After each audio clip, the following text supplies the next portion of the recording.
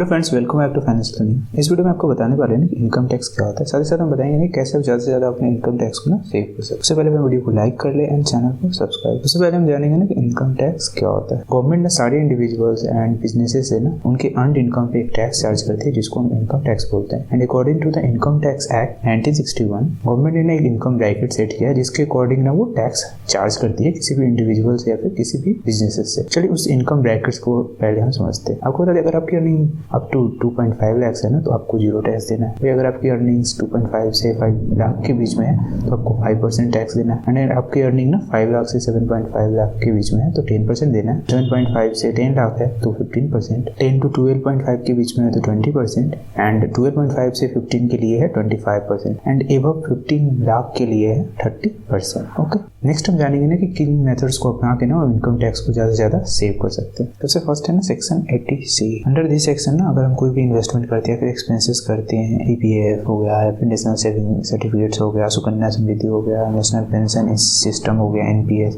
या फिर अपने चाइल्ड की जो ट्यूशन फीस है उस पर एक्सपेंस कर रहे हो, तो इन सब के थ्रू ना आप चाहो तो इस सेक्शन के अकॉर्डिंग अप टू 1.5 लाख का ना रिबेट ले सकते हो। ओके, नेक्स्ट आता है सेक्शन 80D। अगर मान लो कोई भी हेल्थ इंश्योरेंस बाई कर रहे हो फॉर सेल्फ या फिर स्पाउस के लिए, फिर अपने डिपेंडेंट चिल्ड्रन के लिए, तो आप इस सेक्शन के थ्रू ना अप टू 25,000 तक का अपने टैक्सेबल इनकम पे ना डिडक्शन ले सकते हो।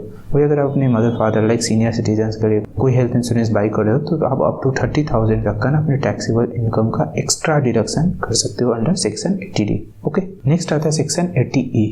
इस सेक्शन के थ्रू ना आप जो भी अगर मान लो कोई आप हायर एजुकेशन के लिए कोई लोन ले रहे हो तो उस पर जो इंटरेस्ट ले रहे हैं उसको भी ना चाहो तो अपने टैक्सेबल इनकम में से ना डिडक्ट करवा सकते हो, जो कि मैक्सिमम 8 ईयर्स के लिए होगा, या फिर जब तक आप इंटरेस्ट पे करते हो उनमें से जो भी अर्लियर होगा ना उसके लिए ये सेक्शन अलाउ करता है। नेक्स्ट आता है सेक्शन 80G। इस सेक्शन के थ्रू आप कोई भी अगर डोनेशन करते हैं, फिर कोई भी चैरिटी कर रहे हो किसी भी इंस्टीट्यूशन में या फिर ऑर्गेनाइजेशन में, तो आप इस सेक्शन के थ्रू ना उन पे रिबेट ले सकते हो। नेक्स्ट आता है house rent allowance.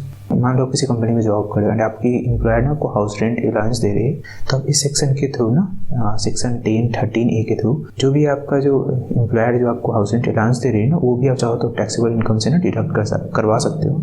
According to house rent allowance ना, अगर जो भी आपके एम्प्लॉयर जो HRA दे रही है ना, वो चाहो तो आप टैक्सेबल इनकम में से डिडक्ट करवा सकते हो। या फिर जो आपकी एक्चुअल रेंट पेड है ना, वो आपके 10% ऑफ सैलरी से ज़्यादा नहीं है, देन आप चाहो तो वो भी टैक्सेबल इनकम से डिडक्ट करवा सकते हैं। या फिर जो 50% ऑफ द सैलरी है for staying in metro city, then आप उसको डिडक्ट करवा सकते हो अपने टैक्सेबल इनकम से। अगर आप नॉन मेट्रो सिटी में रहते हो तो फिर आप 40% ऑफ द सैलरी को डिडक्ट करवा सकते हो अपने टैक्सेबल इनकम से। इन तीनों में से ना किसी एक को भी फॉलो कर सकते हो। नेक्स्ट आता है ना claiming deduction for housing loan interest. मान लो आपने कोई हाउस लोन लिया है तो उस लोन पे जो आपको इंटरेस्ट पे करना पड़ा है ना, वो चाहो तो अपने टैक्सेबल इनकम से डिडक्ट करवा सकते हो under section 24 of the income tax act. इस पे आप मैक्सिमम ना 2 लाख तक का अपने इंटरेस्ट पेड जो आप कर रहे हो ना हाउसिंग लोन पे, वो डिडक्ट करवा सकते हो। ऊपर मैंने जो भी मेथड्स बताया ना अपने टैक्सेबल इनकम को सेव करने का, अपने टैक्स को ज़्यादा से ज़्यादा कम करने का, सर्टेन कंडीशन या फिर सर्टेन लिमिटेशन है। तो इसके लिए ना कभी भी इसे अप्लाई करने से पहले अपने फाइनेंशियल एडवाइजर से ना टैक्स लॉस के बारे में ना डिटेल से समझ लेना एंड उनकी हेल्प से ही इनको अप्लाई करना। अगली वीडियो आपको अच्छा लगा तो हमारे चैनल को सब्सक्राइब कर ले। Thank you.